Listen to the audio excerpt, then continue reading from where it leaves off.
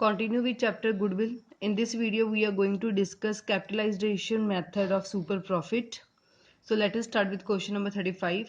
A business has earned average profit of 4 lakh during the last 4 years and the normal rate of return in similar business is 10%. आपको average profit given है, आपको 10% का normal rate of return given है। आपको goodwill calculate करने के लिए बोला गया है एक सिंपल सुपर प्रॉफिट के साथ और एक कैपिटलाइजेशन सुपर प्रॉफिट के साथ। और assets of the business was 40 lakh and external liability was 7,20,000। जैसे हमने पहले डिस्कस किया कि सुपर प्रॉफिट मेथड में कुछ अलग नहीं आता, सारा कुछ सेम ही है, बस एक ही स्टेप बदलता है कैपिटलाइजेशन मेथड और सिंपल मेथड में। ठीक है, सब हम देखते हैं। सबसे पहले सुपर प्रॉफिट के लिए हमें एवरेज प्रॉफिट चाहिए होता है। सो आपको क्वेश्चन में एवरेज प्रॉफिट डायरेक्ट ही गिवन है ₹4 लाख। सेकंड में हमें चाहिए होता है नॉर्मल प्रॉफिट। नॉर्मल प्रॉफिट का फॉर्मूला होता है capital employed multiply NRR over 100। Capital employed कैसे ढूंढते हैं? जितनी भी एसेट्स है अगर इसमें से लाइबिलिटीज को माइनस कर दे तो कैपिटल एम्प्लॉयड आ जाएगा। इन दोनों को माइनस किया, हमारे पास आ गया ये 80,000। क्लियर? इसके बाद नॉर्मल रेट ऑफ रिटर्न आपको गिवन है 10%। सो इसको सॉल्व कर लिया, ये आपके पास आ गया 3,28,000 रुपीज। सो एवरेज प्रॉफिट ढूंढ लिया, नॉर्मल प्रॉफिट ढूंढ लिया। देन हमें चाहिए होता है सुपर प्रॉफिट। सुपर प्रॉफिट का फॉर्मूला होता है average profit minus normal profit. 4 lakh minus 3,28,000, तो ये आपके पास आ गया 72,000 रुपीज। अगर हम सिंपल, अब देखो सबसे पहले उन्होंने बोला कि आपने कैपिटलाइजेशन ऑफ सुपर प्रॉफिट करना। यहां तक तो स्टेप बिल्कुल सेम है, आगे चेंज होंगे कि जो आपका सुपर प्रॉफिट आया है मल्टीप्लाई कर दो। अगर गुडविल ढूंढनी है super profit multiply super profit multiply 100 over NRR। जब हम इस रेट को रेसिप्रोकल करते हैं तो वो अपने आप कैपिटलाइजेशन मेथड बन जाता है। सुपर प्रॉफिट अभी कैलकुलेट किया 72,000 मल्टीप्लाई 100 ओवर 10, ये आ गया आपके पास ₹7,20,000। ये आपने कैपिटलाइजेशन मेथड के अकॉर्डिंगली गुडविल को कैलकुलेट कर लिया। और सेकंड है सिंपल मेथड के अकॉर्डिंगली कैलकुलेट करना है, तो सुपर प्रॉफिट का फॉर्मूला होता है goodwill is equal to super profit multiply number of year purchased. Super profit यहाँ हमने कैलकुलेट किया था 72,000। क्वेश्चन में आपको बोला गया है कि आपने 3 ईयर्स ऑफ परचेज की कैलकुलेट करनी है। सो मल्टीप्लाई बाय 3 किया, ये आ गया ₹2,16,000। क्लियर? सो ये बहुत इजी है। देखो पहले एवरेज प्रॉफिट बिल्कुल सेम रहा, नॉर्मल प्रॉफिट हमें आता है, सुपर प्रॉफिट लास्ट स्टेप ही बदलेगा। अगर आपको कैपिटलाइजेशन मेथड आ गया तो आपने super profit multiply 100 over NRR करना है, और अगर आपको सिंपल आया तो आपने करना goodwill is equal to super profit multiply number of year purchase. बस इन दोनों में चेंज आती है। अगर सिंपल हो तो नंबर ऑफ ईयर परचेज आता है लास्ट स्टेप में, और अगर कैपिटलाइजेशन हो तो 100 ओवर NRR आता है। Clear? Then it is question number 36। एक फर्म ने प्रॉफिट अर्न किया 5 लाख का, ये आपको एवरेज प्रॉफिट गिवन है। Normal rate of return given है 10%। एसेट्स गिवन है और लाइबिलिटीज गिवन है। 55 लाख की एसेट्स है, 14 लाख की लाइबिलिटीज है। सो इसको अगर हम डिफरेंस में ढूंढ ले तो कैपिटल एम्प्लॉयड हमारे पास आ जाएगा, या फिर हम बोल सकते हैं कि हमारे पास नेट एसेट्स आ जाएंगी। आपको गुडविल कैलकुलेट करने के लिए बोला गया है सुपर प्रॉफिट के साथ भी और कैपिटलाइजेशन ऑफ एवरेज प्रॉफिट के साथ भी। तो बहुत इजी है, सब कुछ आपको वैल्यूज गिवन है, बस आपको फॉर्मेट लाइन टू लाइन उसको सॉल्व करते जाना है और you will get the answer. So this question you will do it yourself.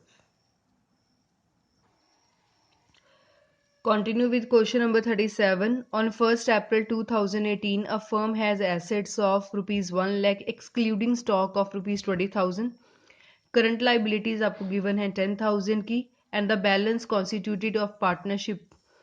If the normal rate of return is 8%, goodwill is valued at 60,000 at 4 year of purchase of super profit. Find the actual profit of the firm.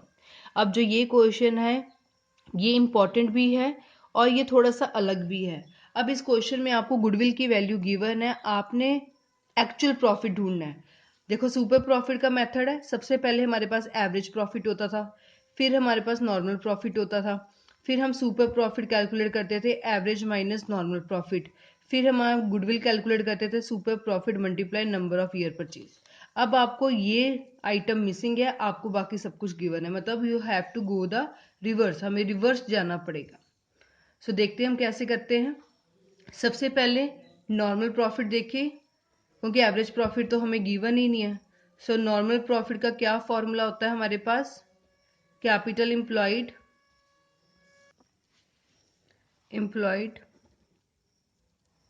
Multiply NRR over 100। So capital employed हम कैसे calculate करते हैं, assets minus liabilities. सो पहले हम capital employed की calculation करें। अब यहाँ बोला गया था कि फर्म की एसेट्स है 1 लाख एक्सक्लूडिंग स्टॉक। स्टॉक भी तो हमारा एसेट ही होता है, सो इसको इंक्लूड करना चाहिए था। सो हम इसको इंक्लूड करेंगे, हमारे लिए जो एसेट्स बन जाएंगी वो होंगी, टोटल एसेट्स हो जाएंगी 1,20,000, क्योंकि स्टॉक भी हमारे लिए एसेट है, हमने उसको प्लस करना है। इन्होंने एक्सक्लूड किया है, बाहर निकाला है, हम दोबारा इसको प्लस कर देंगे। माइनस आउटसाइड लाइबिलिटीज, तो आउटसाइड लाइबिलिटीज आपको गिवन है 10,000, तो कैपिटल एम्प्लॉयड आपके पास आ गया 1,10,000। अब नेट नॉर्मल प्रॉफिट का फॉर्मूला लगाए, कैपिटल एम्प्लॉयड है 1,10,000, रेट ऑफ रिटर्न आपको गिवन है 8%, तो इसको सॉल्व किया तो आपके पास नॉर्मल प्रॉफिट आ गया 8,800, फाइन 8,800। अब नॉर्मल प्रॉफिट ढूंढ लिया, इसके बाद हमें चाहिए सुपर प्रॉफिट, वो डायरेक्ट नहीं निकल सकता बट गुडविल हमें गिवन है। सो हम पहले गुडविल को यूज करते हैं। गुडविल का फॉर्मूला कैसे होगा, यहाँ super profit multiply number of year purchased. Super profit हमें क्वेश्चन में नहीं गिवन, गुडविल गिवन है 60,000। सुपर प्रॉफिट एज सच ही लिख लिया, number of year purchase given है 4। सो सुपर प्रॉफिट यहीं रहा, तो 60,000 डिवाइडेड बाय 4, सुपर प्रॉफिट आपके पास आ गया 15,000। क्लियर, ये हमने नॉर्मल प्रॉफिट भी ढूंढ लिया, ये हमने सुपर प्रॉफिट भी ढूंढ लिया। अब हमें मेन क्वेश्चन में क्या बोला गया था कि आपको एक्चुअल प्रॉफिट कैलकुलेट करना है। सो एक्चुअल प्रॉफिट अगर हम फॉर्मूले में देखें तो सुपर प्रॉफिट ढूंढ लिया, नॉर्मल प्रॉफिट ढूंढ लिया, सिर्फ एवरेज प्रॉफिट रह गया, तो ये फॉर्मूला इस्तेमाल करेंगे। फॉर्मूला होता था हमारे पास super profit is equals to actual profit minus normal profit. Super profit ढूंढा 15,000, एक्चुअल प्रॉफिट नहीं पता, नॉर्मल प्रॉफिट ढूंढा 8,800। So 15,000 plus 8,800 is equals to average profit, तो एक्चुअल प्रॉफिट हमारे पास आ गया 23,800 रुपीज। क्लियर। अब ये क्वेश्चन में अलग था कि आपको एवरेज प्रॉफिट कैलकुलेट करने के लिए बोला गया था और आपको गुडविल और नॉर्मल प्रॉफिट के बारे में इंफॉर्मेशन दी गई। सो पहले नॉर्मल प्रॉफिट हमने कैलकुलेट कर लिया, देन गुडविल का फॉर्मूला यूज करके सुपर प्रॉफिट कैलकुलेट कर लिया, देन सुपर प्रॉफिट का फॉर्मूला यूज करके एवरेज प्रॉफिट कैलकुलेट कर लिया। Clear. So this was about question number 35, 36 and 37 of chapter Goodwill.